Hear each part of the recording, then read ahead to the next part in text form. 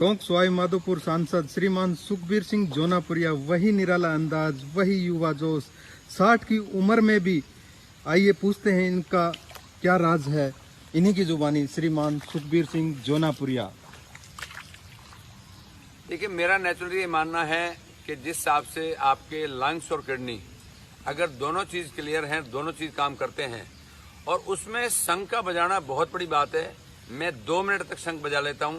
मैं पहले 10-20 सेकंड बजाता था, उसके बाद नहीं बज पाता था, लेकिन अब लगातार प्रैक्टिस से जिस हिसाब से करीब 2 मिनट तक शंख बजा लेता हूं, मैं समझता हूं आप सबको भी ये बात का करना चाहिए।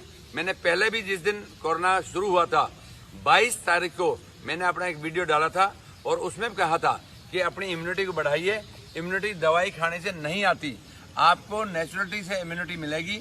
आप धूप में जाइए, बारिश में भीगिए, मिट्टी में बैठिए, खेत में काम करिए, पैदल चलिए, साइकिलिंग करिए, शंख बजाइए और देसी चीज खाइए।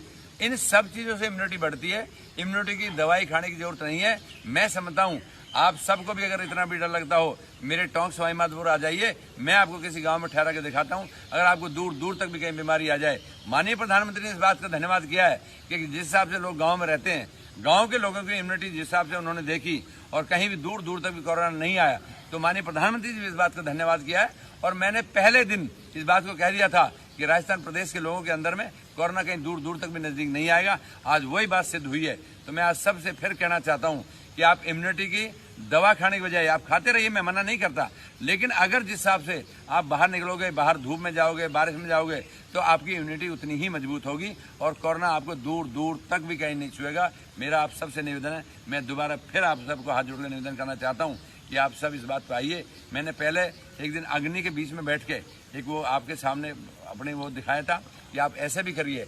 आज मैंने धूप में चल के भी दिखाया, ट्यूबवेल के नीचे नहाते हुए भी दिखाया, मैंने आज इसमें भी दिखाया बारिश में भीगते हुए।